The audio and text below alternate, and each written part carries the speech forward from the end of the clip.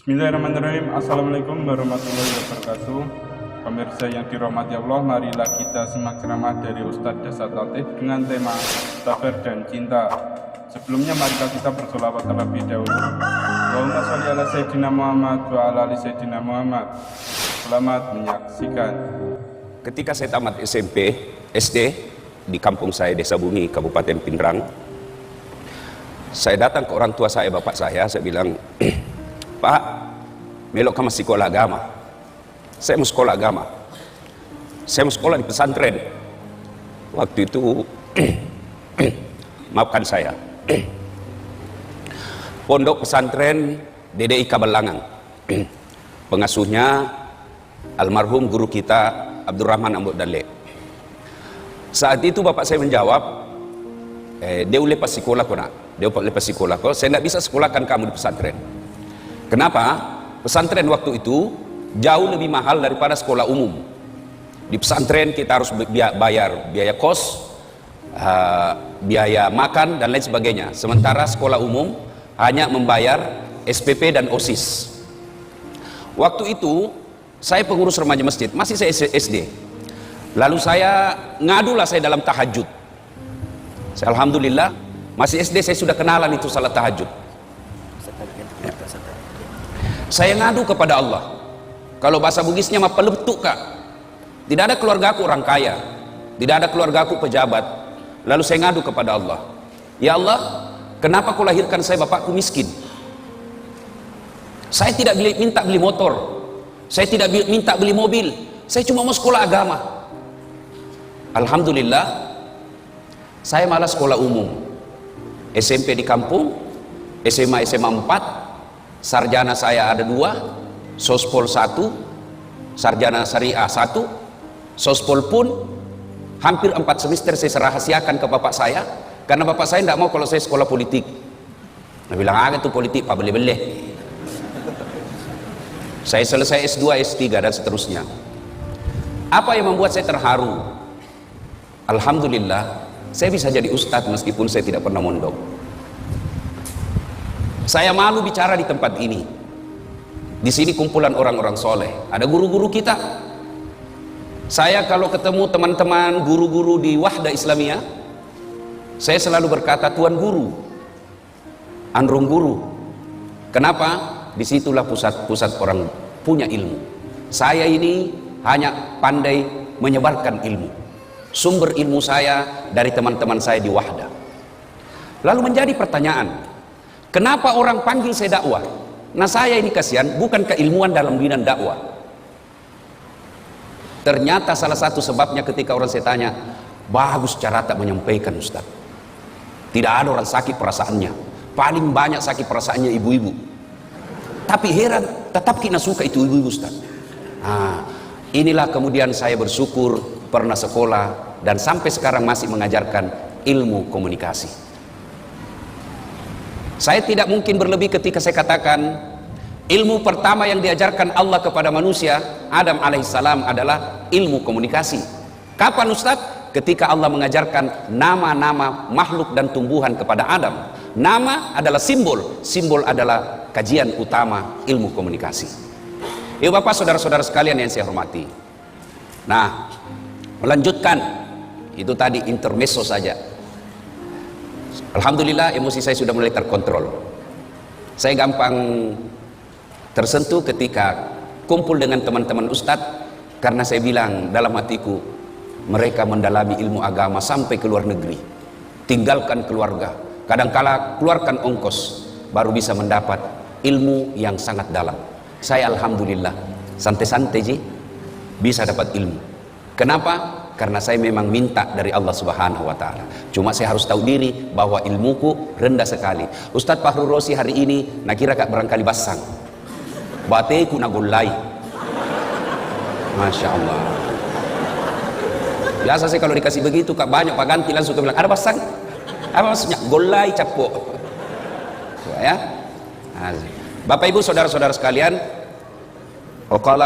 Allah berfirman dalam Al-Quran, bismillahirrahmanirrahim, ya ayyuhalladzina amanu dukhulu fis silmi kaffatan wa la tattabi'u khutuwatis syaitan innahu lakum adu mubin. Wahai orang-orang yang beriman, masuklah engkau ke dalam Islam secara sempurna, jangan Islam pencitraan. Sekarang ini kalau musim pilkada itu politisi penampilannya kala-kala ustad, rapat songkoknya, pakai serban, pakai gamis, nah bungkus dirinya serban putih, baru pegang tasbih besar, foto pasang baleho 4x6, kala-kala penampilan Ustadz Dasat. Begitu disuruh imam sholat maghrib, nah bilang, Ustadz, paruh suaraku. Jangan Islam seperti itu, pencitraan. Dan masuklah ke dalam Islam secara benar, dan janganlah engkau ikuti langkah-langkah setan, karena sesungguhnya setan itu musuh yang nyata bagi kalian. Nah, kira-kira kalau pengajian begini, Bu, ada enggak setan di tengah-tengah kita? Kira-kira ada setan, Ibu? Ada.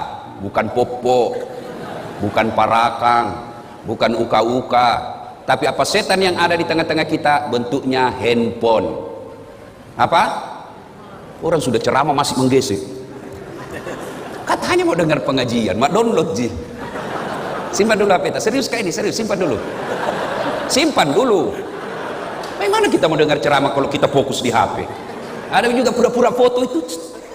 Padahal dalam hatinya dia kue HP baru. Ada yang lebih parah, udah foto kan dulu, baru nak share di grup Tablik Akbar bersama Ustadz Dasat.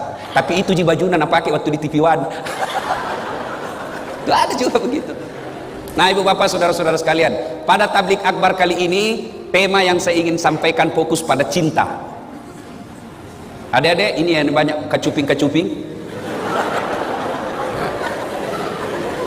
Ini adik-adik percayalah, semua penyakit kita ingin cepat sembuh. Mau penyakit kusta, sakit kepala, sakit gigi, sakit utang, semua kita ingin cepat sembuh. Satu-satunya penyakit yang kita tidak mau sembuh adalah penyakit jatuh cinta. Inilah penyakit jatuh cinta, nggak mau kalau sembuh, maunya kita jatuh cinta selamanya. Nah, bicara tentang cinta saya tidak mau ceramah, saya hanya ingin menyampaikan kisah-kisah bagaimana cinta, dakwah dengan cinta. Satu, adik-adik pernah, saudara-saudara, bapak ibu pernah dengar kisah Rasulullah Sallallahu Alaihi Wasallam di Taif. Rasulullah mendapat tekanan di Mekah, mendapat hinaan, mendapat cemoohan, teror secara fisik, teror secara mental. Fisiknya dilempari, mentalnya diludahi, rumahnya dipasangi duri. Lalu siapa yang lakukan itu? Bukan orang lain. Siapa? Keluarganya sendiri. Siapa? Abu Lahab.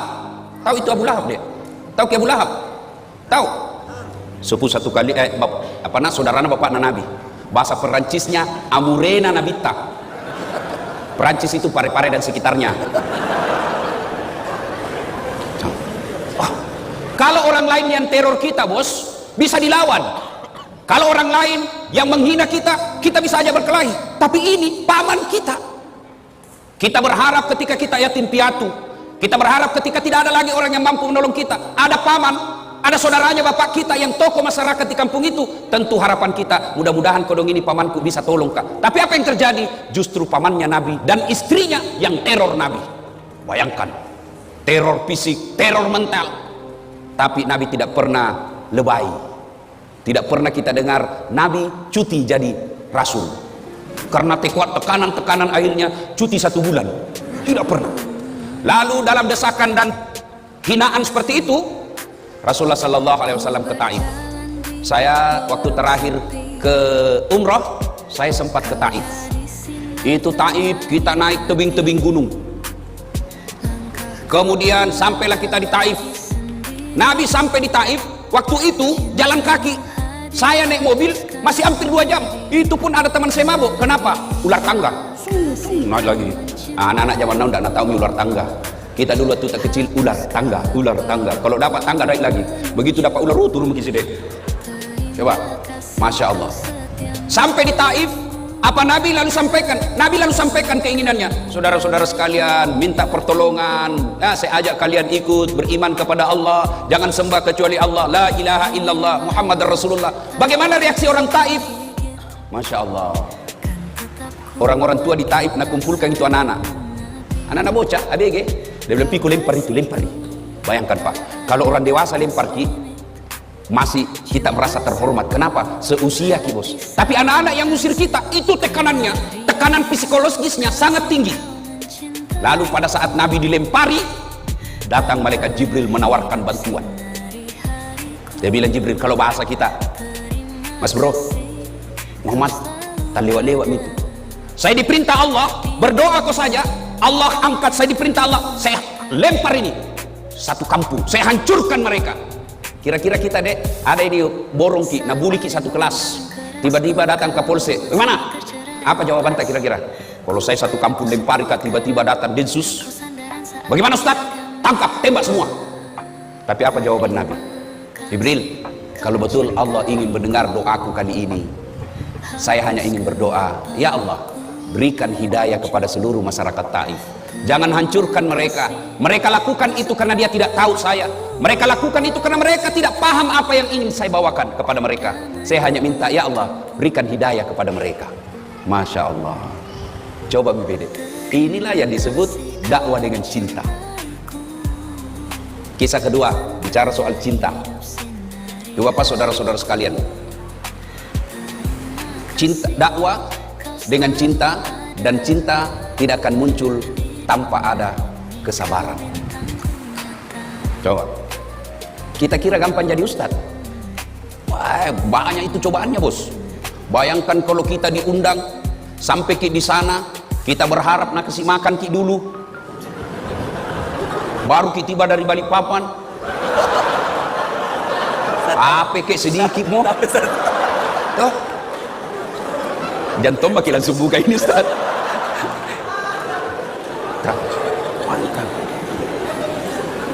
Coba, tidak gampang jadi Ustaz.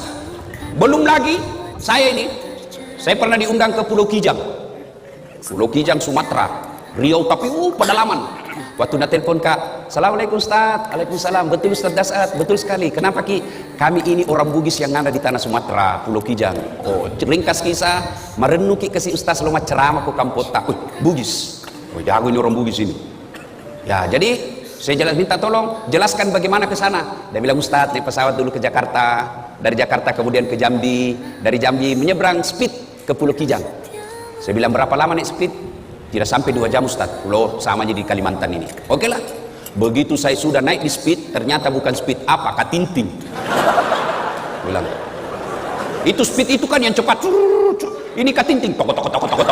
Hatiku bilang, mulai mak jengkel di situ, mulai mak jengkel. Sudah. Tanam-tanam mak, astagfirullah. Saya lihat jamku, 1 jam lebih, astagfirullah. Begitu 2 jam, belum sampai. Dalam hatiku Nabi bilang ini, tidak sampai 2 jam, 2 jam ini.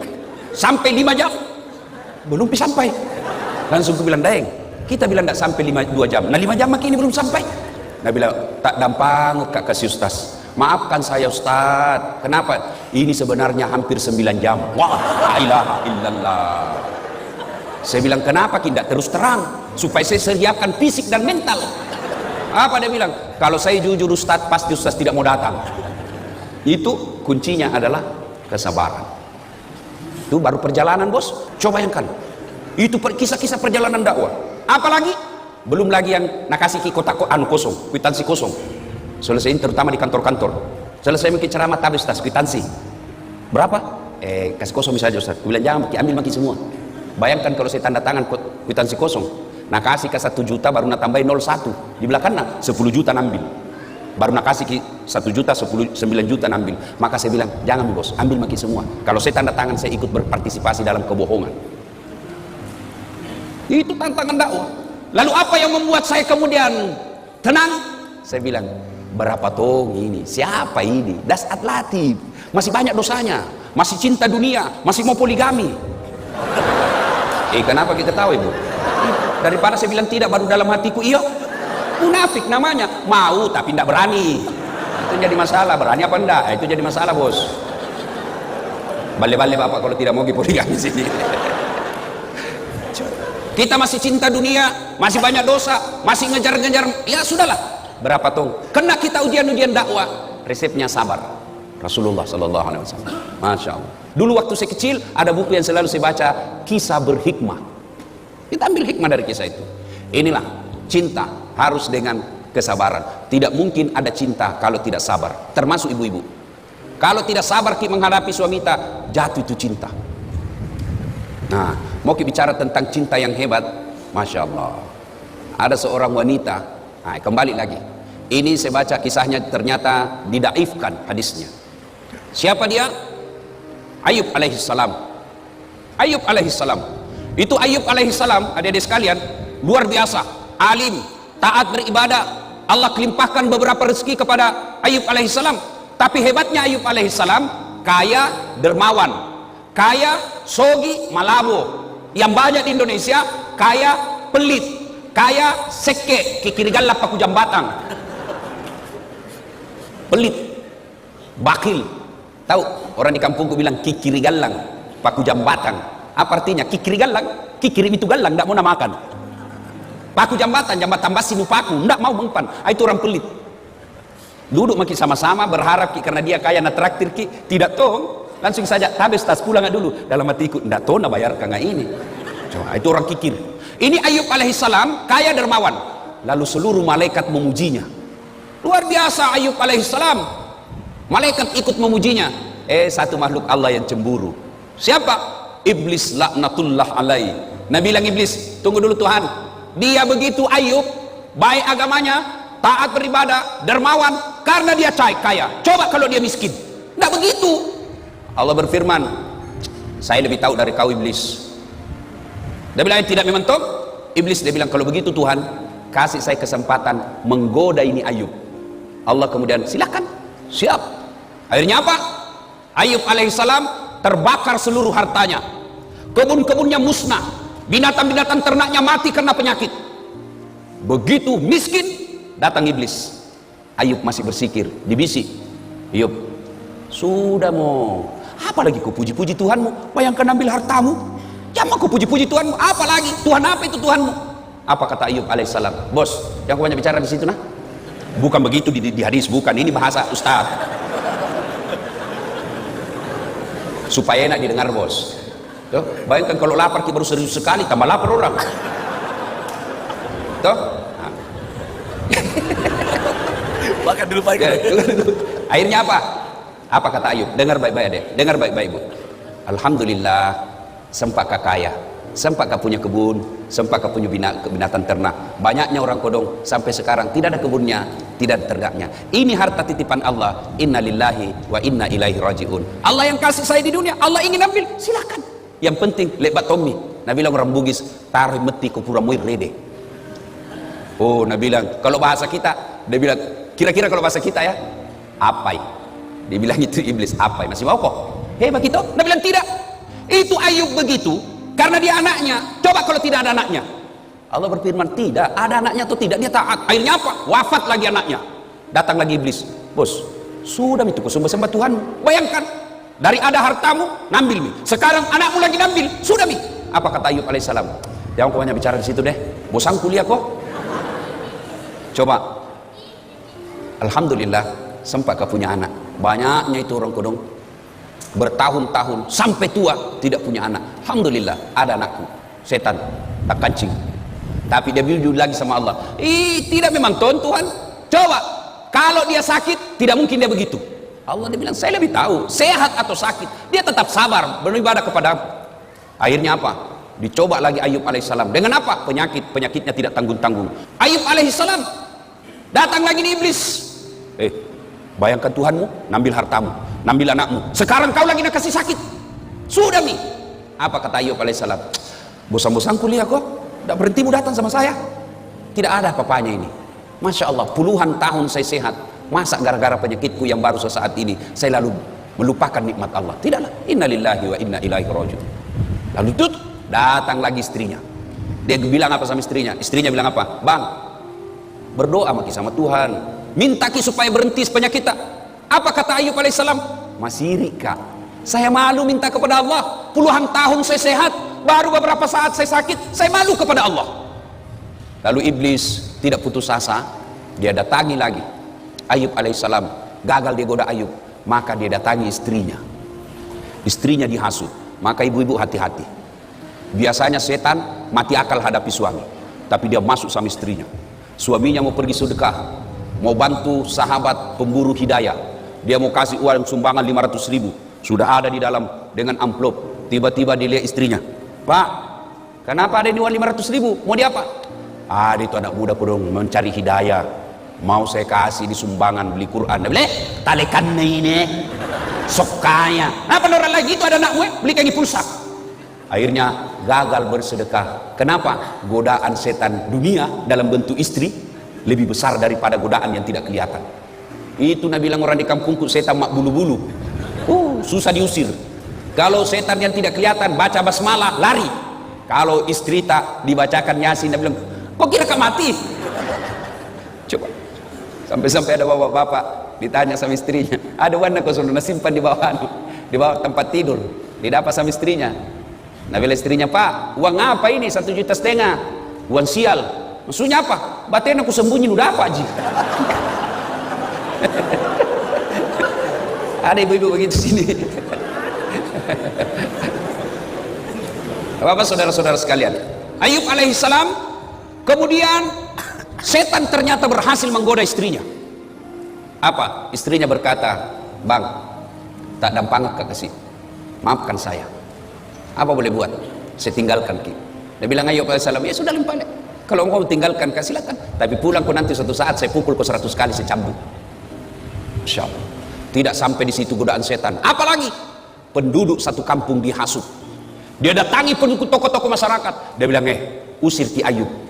Usir dari kampung. Kenapa? Nah tulari kau nanti itu penyakitnya. Dia akan membawa satu kampung ini penyakit, semua kena penyakit. Usir Ayub. Datang kepala kampungnya. Ayub, maafkan kami. Kami cinta kepadamu Ayub. Tapi mohon maaf, kami takut ketularan penyakitmu. Akhirnya apa? Ayub alaihissalam diusir dari kampungnya. Dalam keadaan sakit, dalam keadaan miskin, ditinggalkan oleh istrinya. Ayub alaihissalam pergi ke padang pasir, lalu bikin tenda-tenda. Disitulah kemudian Allah mengabulkan doanya Nabi Ayub alaihissalam. Lalu Allah perintahkan kepada Jibril alaihissalam, hentakkan kakinya Ayub. Dia hentakkan pasir, lalu keluar air, lalu ditutuplah air itu dengan pakaiannya Ayub. Lalu pakaian itu yang penuh air digosokkan ke seluruh tubuhnya, sembuh Ayub alaihissalam. Ini kekuatan kesabaran. Kalau ini dimiliki dalam dakwah, aman. Kita kira itu pergi menceramah semua orang senang. Tidak. Ada juga iblis. Iblisnya dalam bentuk apa? Penguasa yang sombong. Iblisnya dalam bentuk apa? Orang kaya yang takabur. Penguasa dalam bentuk apa? Godaan-godaan dunia. Maka solusinya adalah kesabaran. Dan kesabaran itu akan melahirkan cinta. Tanpa kesabaran tidak mungkin ada rasa cinta. Nah, aplikasinya sekarang, ayo, kalau kita cinta dalam dakwah, jangan menyalahkan dan menakut-nakuti orang. Saya tidak tahu Ustadz ini kisah sahih atau tidak, tapi saya selalu bilang, saya ambil hikmahnya saja. Suatu ketika datanglah pemuda menghadap kepada Nabi Muhammad SAW.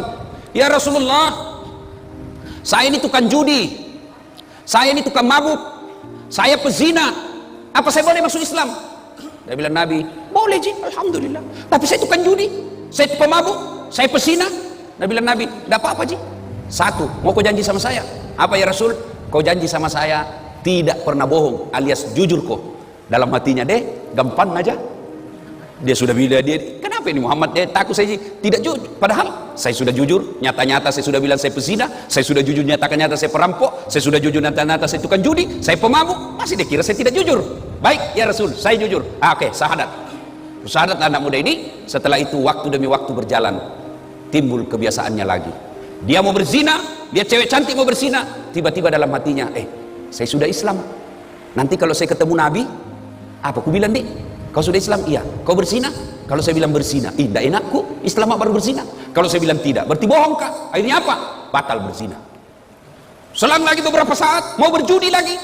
Saya sudah Islam. Saya ditanya Nabi masih judi kak? Ya enak. Kalau saya bilang tidak, bagaimana? Berarti saya bohong. Akhirnya apa? Batal lagi judi. Mau mabuk begitu lagi. Seterusnya dan seterusnya dan seterusnya.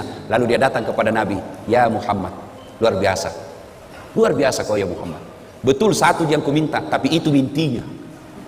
Coba kalau Nabi langsung katakan tidak boleh, pezina tidak boleh masuk Islam, maka dia tidak masuk Islam pada saat itu. Tidak. Lalu kita belajar lagi Al-Quran. Coba lihat Al-Quran. Ketika mengharamkan khamar, ballo, vodka, whisky, Jennifer, Donald, topi miring, apalagi itu lempox. Sekarang lempox itu yang bahaya dan murah. Sekarang ada di Makassar, ada tong komunitasnya. Apa? Komunitas pemuda bernapas dalam kaleng. Hancur juga ya anak muda ini. Lempok na campur lem tikus. Apa dia bilang? Cemen lu men.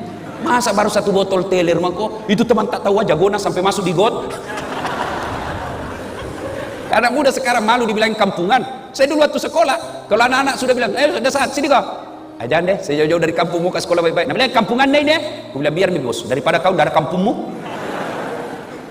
Nah, coba kita lihat pelajari itu ayat tentang khamar. Ketika Allah haramkan khamar, kan tidak langsung. Pada saat itu orang-orang Arab kafir jahiliyah waktu itu bukan cuma dia minum itu khamar, dia mandi itu khamar. Begitu hobinya dengan khamar. Turun ayat. Ayat pertama tentang khamar. Apa? Disentuh dulu akalnya. Khamar itu ada manfaatnya, juga ada buruknya. Tapi ketahuilah keburukannya jauh lebih besar daripada kebaikannya. Ini peringatan bagi orang-orang yang berpikir. Mulai berpikir, oh ya tahu ada baiknya, tapi lebih banyak jahat keburukannya. Akhirnya mulai jalan pikirannya. Lama-lama turun ayat kedua. La taqrabus salata wa antum suqara. Jangan kau dekati khamar ketika kau dalam keadaan mabuk. Artinya apa? Yang tadinya orang Islam sudah masuk Islam, yang tadinya orang kafir masuk Islam 5 kali sehari semalam sholat, artinya 5 kali tidak boleh mabuk. Maknanya dalam sehari makin jauh dia dari khamar. Lama-lama turun ponis terakhir, keputusan akhir. Innamal khamru rijsun min amali syaitan. Sesungguhnya khamar rijsun, bapak moyangnya dosa. Min amali syaitan, perbuatan syaitan, jauhi agar kamu termasuk orang-orang beruntung. Nah ini, jadi kalau ini kita pakai berarti dakwah itu harus bertahap. Ada orang pulang pengajian, saya tanya bagaimana? Tidak mau ikut pengajian Ustaz. Apa? Dede itu Ustaz saya sangi neraka na cerita pemala-mala. Coba. Nah ibu bapak saudara-saudara sekalian, terlalu banyak saya bicara, nanti terlalu banyak salahnya. Nanti kalau ada salah Ustaz Fahrul Rosi yang akan meluruskannya. Demikian pada intinya Rasulullah berhasil menyampaikan dakwah dan sampai kepada kita ajaran-ajaran Islam ini karena disampaikan dengan cinta. Kalau kita berdakwah dengan cinta, maka insya Allah tidak ada yang menjadi musuh kita. Ya, salah boleh kita berbeda pendapat, Dek, boleh. Saya itu sepanjang perjalanan jadi dai, saya tidak senang membahas masalah khilafiyah, ikhtilaf, perbedaan pendapat ulama. Saya tidak senang. Lebih baik saya senang bahas itu bagaimana itu nak muda mau datang di masjid berjamaah, bagaimana itu orang kaya mau bangun masjid, bagaimana ibu-ibu ini diajari anaknya pakai aurat, tutup aurat. Soal bagaimana Nabi dakwah takbir, saya tidak terlalu tertarik. Ada yang begini Ustaz, ada yang begini Ustaz, ada yang begini. Mana cocok semua? Yang mana tidak cocok, yang tidak angkat tangannya. Nah, begitu saja, ya. Nah, saya dalam ini boleh kita berbeda, boleh. Saya dalam mazhab dakwah saya, metode dakwah saya tidak terlalu tertarik membahas yang begitu-begitu. Saya lebih senang membahas bagaimana orang-orang ini mau datang ke masjid, mau bersedekah, mau menghindari gosip, ya. Sekira itu. Demikian Bapak saudara-saudara sekalian, mohon maaf yang sedalam-dalamnya jika ada kata dan kalimat yang tidak berkenan. Kita bisa lanjutkan nanti dalam sesi tanya jawab. Insya Allah Anda bertanya, saya jawab. Bagaimana kalau tidak tahu Ustaz? Saya tetap jawab. Apa jawabannya? Saya tidak tahu. Masa saya mau tahu semua, bukan nggak saya kamus. Cukup Ustaz? Alhamdulillah ya. Demikian mudah-mudahan